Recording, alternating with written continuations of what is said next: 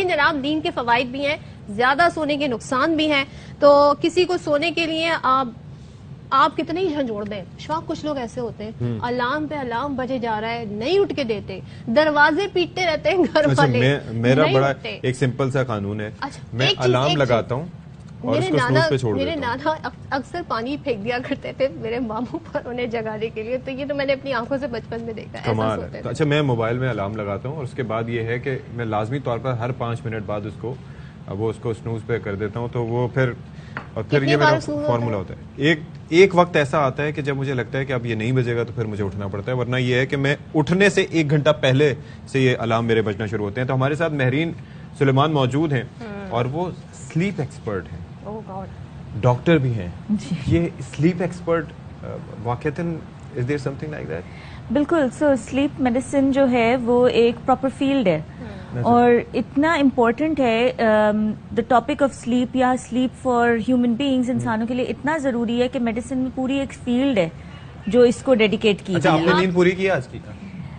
ज्यादा नहीं। ज्यादा कितना सोना होता है, अब ये सवाल भी है। सो दो चीजें हैं। देखिए, पहले जो है ना, क्या होता था, सिर्फ आवर्स पे जोर दिया जाता था कि 7 से 8 घंटे सो लें या इतना सो लें। अब कहा जाता है कि it's not just time, it's not just quantity, quality भी उतनी इम्पोर्टेंट है। स्लीप आपने बिल्कुल, कि आपकी स्लीप कितनी है, जिसमें आपको आया डीप स्लीप मिल रही है या नहीं, क्योंकि deep sleep is very important. अच्छा, कुछ लोग नींद की गोलियां, जैसे ख्वाब आवर गोलियां, स्लीपिंग पिल्स कहते हैं, उनका इस्तेमाल करते हैं, तो वो उनको किन लोगों को इसकी जरूरत पड़ती है और क्या इसके नुकसानात तो हैं, लेकिन क्या किसी हद तक ली जा सकती हैं? इस पे मेडिसिन की आपने बात की, तो क्या ये मेडिसिन है? सो उसमें ये देखें, स्लीपिंग पिल्स जो है ना वो हमारे यहाँ ओवर द काउंटर मिल जाती हैं, लेकिन वो एक्चुअली लेकिन वो स्लीपिंग पिल्स होती नहीं है, वो एनेस्थेटिक्स होते हैं।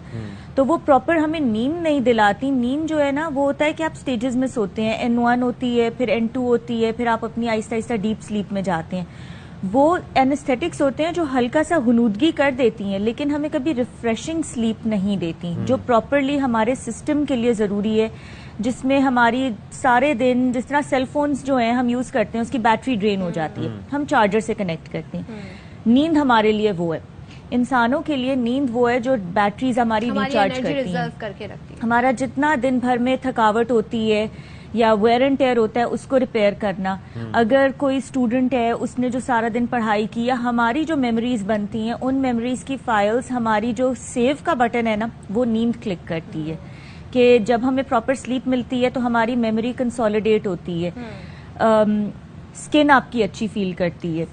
So it's not just that के यू फील बेटर, बल्कि यू लुक गुड टू। आपकी स्किन की जो रिजुविनेशन है सेल्स की, इम्यून सिस्टम की जो बिल्डअप है, सुबह के टाइम सो रहे हैं, उनको भी यही फायदे होते हैं या नुकसानात होते हैं? क्योंकि कुदरत का एक निजाम है। बिल्कुल।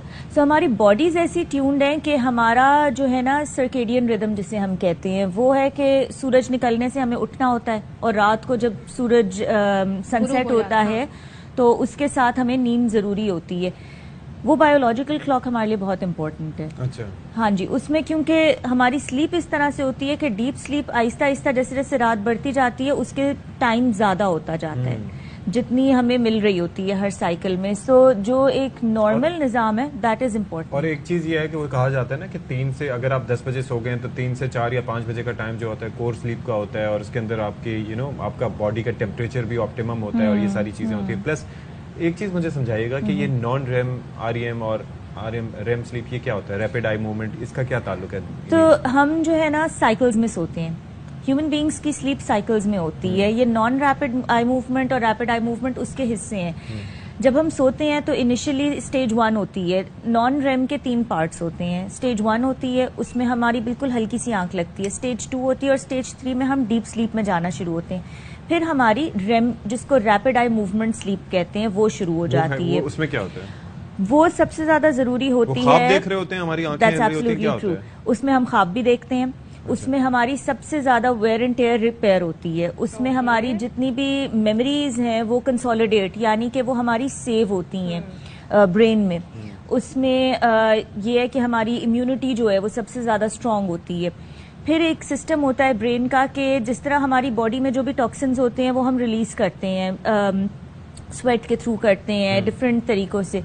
ब्रेन में जितने टॉक्सिक केमिकल्स इकट्ठे होते हैं वो सिर्फ नींद में, और उसमें ये होता है डीप स्लीप में आपके सेल्स की स्पेसेस खुलती हैं, इसको कहते हैं ग्लिम्फेटिक सिस्टम, उसमें से सारे ब्रेन से टॉक्सिन्स रिलीज होते हैं।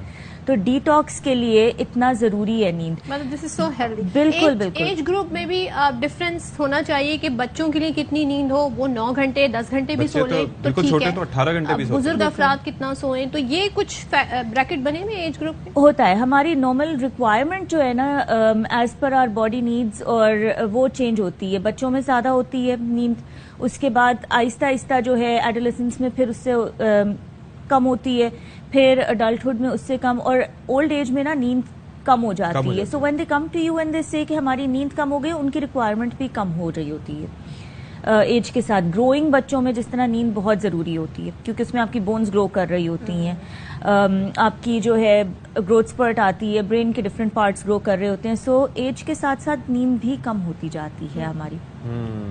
ठीक है, बहुत शुक्रिया आपका डॉक्टर महरीन सुलेमान, आप हमारे पास हैं और आपने हमें एक्सप्लेन किया।